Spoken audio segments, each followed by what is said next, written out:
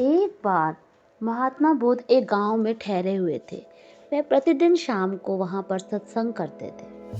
भक्तों की भीड़ होती थी क्योंकि उनके प्रवचनों में जीवन का सही दिशा बोध होता था। बुद्ध की वाणी में गजब का जादू था। उनके शब्द श्रोता के दिल में उतर जाते थे। एक व्यक्ति रोज महात्मा बुद्ध के प्रवचन सुनता था।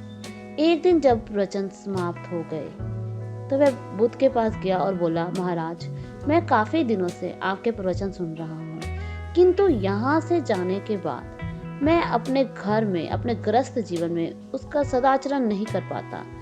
जैसा यहाँ से सुनकर जाता हूँ, इससे सत्संग के महत्व पर भी मुझे शंका होने लगती है। बताओ मैं क्या करूँ।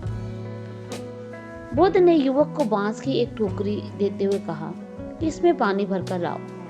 युवक टोकरी में जल भरने में असफल रहा। बुद्ध ने यह कार्य निरंतर जारी रखने के लिए कहा। युवक रोज उस टोकरी में जल भरने का प्रयास करता, किंतु सफल नहीं हो पाता।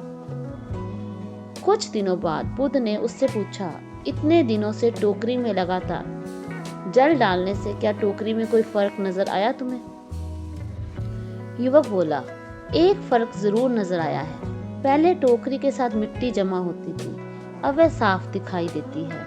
कोई गंदगी नहीं दिखाई देती और इसके छेद पहले जितने बड़े नहीं रह गए, वे अब काफी छोटे हो गए हैं। तब बुद्ध ने उसे समझाया, यदि इसी तरह इसे पानी में निरंतर डालते रहोगे तो कुछ ही दिनों में ये छेद फूलकर बंद हो जाएंगे और टोकरी में पानी भर जाएगा। इसी प्रकार जो निरंतर सत्संग सुनते हैं उनका मन एक दिन अवश्य निर्मल हो जाता है।